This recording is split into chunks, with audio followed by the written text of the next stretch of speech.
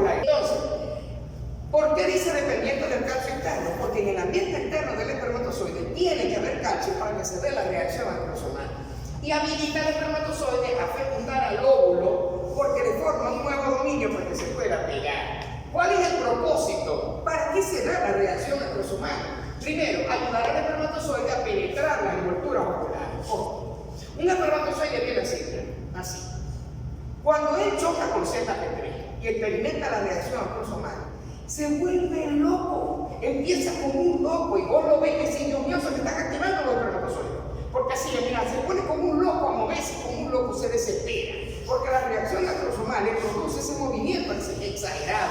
Y segundo, ¿cuál es otro propósito de la reacción acrosomal? Reorganizar la membrana plasmática para formar el nuevo dominio de fecundación.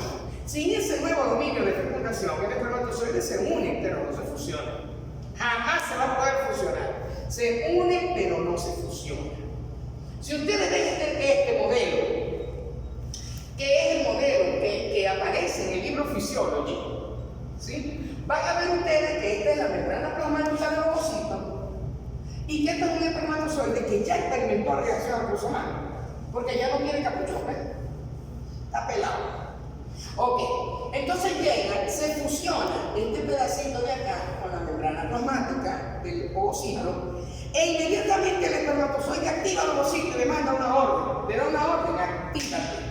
Y cuando le decimos a un ovocito, actívate, es porque el ovocito va a empezar a generar una cantidad de actina, que es una proteína del citoesqueleto, y comienza a crecer la membrana plasmática a lo largo. Miren cómo está creciendo, hasta que se pega de este lado y crece y se pega de este otro lado. Cuando se pega de este otro lado y de este otro lado, él le hace esto. ¿Sí? O sea, el movimiento poquito que trae el espermatozoide, porque el espermatozoide viene como un loco, pero cuando él ve al ovocito, que él logra unirse, no fusionarse, unirse al ovocito, el movimiento que hace. Y ustedes van a ver a esos espermatozoides pegados al ovocito, creen ustedes que están fusionados, pero solamente la microscopía óptica dice esto, pero así. Él no, con esa fuerza no puede hacer. Pero el ovocito crece la membrana plasmática del ovocito, lo pega del otro lado, lo pega de este otro lado y ¡pah! Lo mete. Por eso es que se llama una fagocitosis especializada. Pero no lo destruye. ¿Sí? Pero es una fagocitosis, ¿por qué? Porque estamos introduciendo dentro de la célula un elemento que es sólido, que es inclusive potasio. Entonces eso se llama fagocitosis especializada. Y el ovocito tiene esa potencialidad de poder ayudar a introducir al espermatozoide. ¿Por qué antes no lo dijimos? Porque cuando se empieza a estudiar la embriología para ver la fecundación y la historia de la embriología, preguntarme por qué me nace. Entonces, ¿cómo se da la reacción acrosomal?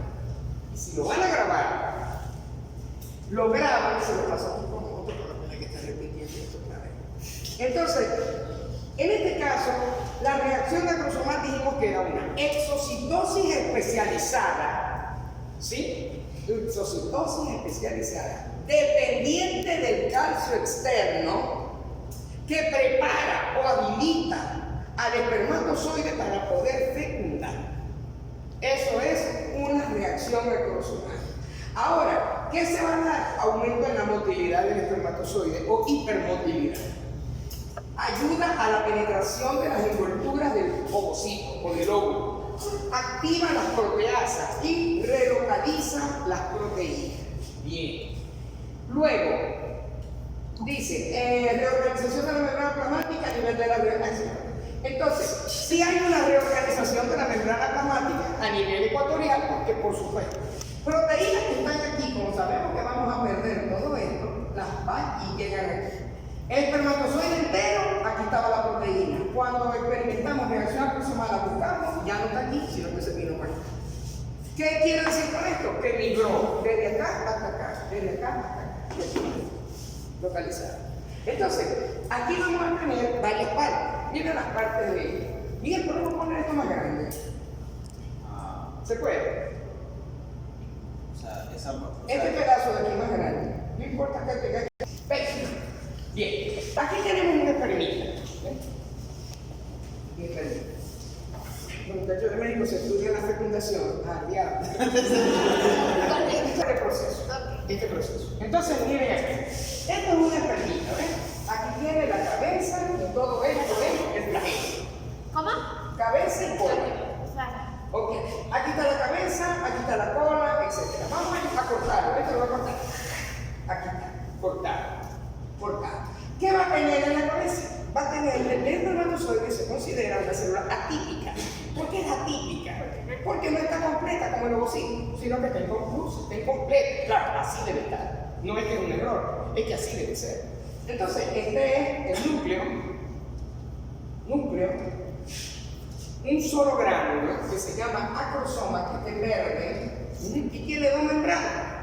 Una membrana acrosomal externa, que es esta que viene por aquí, esta, mira, y una membrana acrosomal interna, que es esta que viene por aquí. Y la externa. Esta que viene por fuera, que es así la negrita esta, es la membrana plasmática que viene a todo lo largo aquí. Entonces, tenemos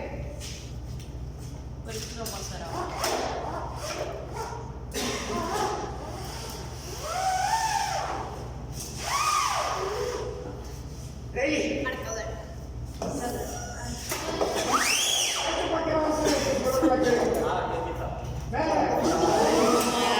Sí. Esto no es un papel. Chepina.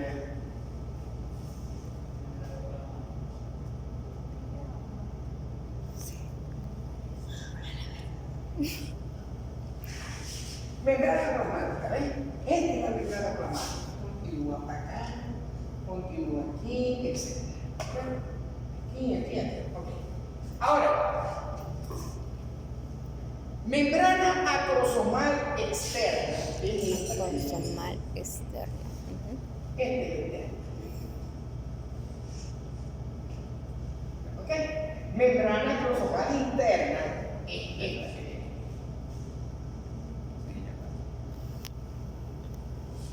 ¿Ok? Entonces, esta es membrana plasmática, esta es membrana acrosomal externa, esta es membrana acrosomal interna. ¿Sí? Interna. Entonces, aquí vamos a tener que es el núcleo, y aquí tenemos el acrosoma con membrana acrosomal interna, membrana acrosomal interna y membrana plasmática. ¿Sí? La reacción acrosomal, cuando se empieza a dar la reacción acrosomal, se va a unir la membrana plasmática con la membrana acrosomal externa en muchos sitios. Aquí, ¿ven? Se une aquí, se une aquí, se une aquí, se une aquí, se une aquí, se une aquí, se une aquí, etc.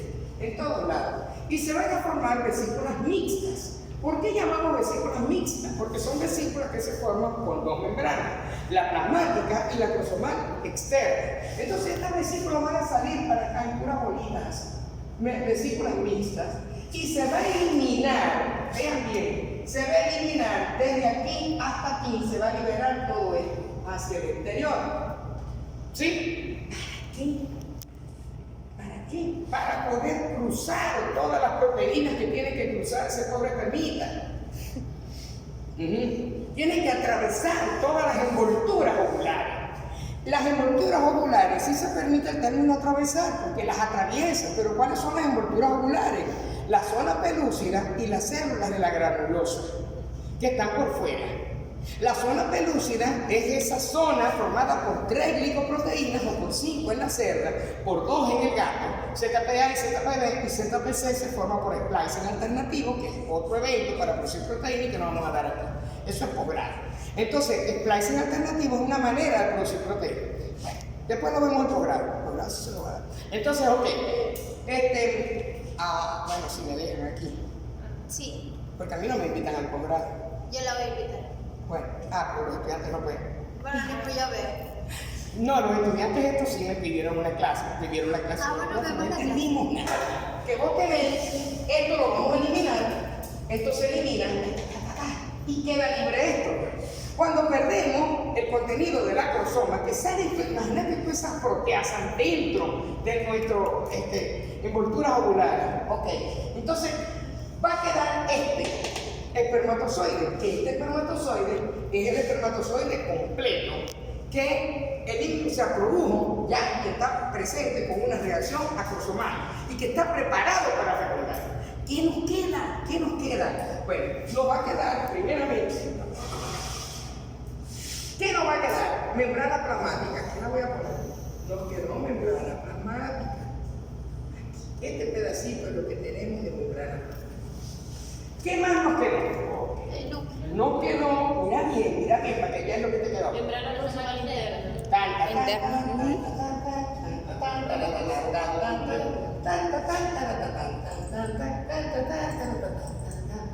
¿Cómo se llama esto? Membrana acrosomal externa. Se perdió y la eliminaron. La perdimos toda aquí. La perdimos. ¿Qué nos va a quedar? Este pedacito. ¿Y qué más nos va a quedar? Nos va a quedar membrana acrosomal interna. Entonces nos queda toda la membrana acrosomal interna Y un cachito. y nos va a quedar este pedacito de membrana acrosomal externa más todo esto de membrana plasmática. El espermatozoide puede unirse por cualquier lado de esto, pero solamente va a poder fusionarse por este lado. ¿Por qué? Porque aquí es donde tiene la membrana plasmática de él, que es totalmente igual a la membrana plasmática de los ovocitos. Y solamente se va a poder pegar con esa membrana plasmática. Por eso es que la fusión es a nivel de la zona ecuatorial. Él se puede unir así. Pero él va a fusionar así. Ajá. Y el ovocito entonces lo que va a hacer es que lo va a pegar de este lado y de este lado y le deja la cabecita así. Y ahí es cuando lo introduce y le quita todo el resto, toda la membrana plasmática, queda pegada a la membrana plasmática del ovocito. Pero él penetra completo, no la cabeza. Antes se pensaba que era la cabeza. Después se dieron cuenta que cuando hacen el vórtex, que es el agitar el espermatozoide para estudiarlo, y lo veían solamente sin cabeza, era porque no más entraba la cabeza. Y se dieron cuenta que no, que el espermatozoide tiene la zona del cuello, que es una zona muy débil, donde se puede despegar la cabeza de la cola, ¿sí? Por tanto agitación que le dije en el vórtex, y que realmente entraba cola y entraba tu madre. ¿Y eso quién lo descubre? Lo descubre Sutovsky. Sutovsky, en sus estudios de marcaje mitocondrial con Mito Traker, Sutovsky, yo tengo esos artículos hermosos. Esos artículos de Sutovsky descubren que las mitocondrias del espermatozoide que están aquí, todas estas son mitocondrias.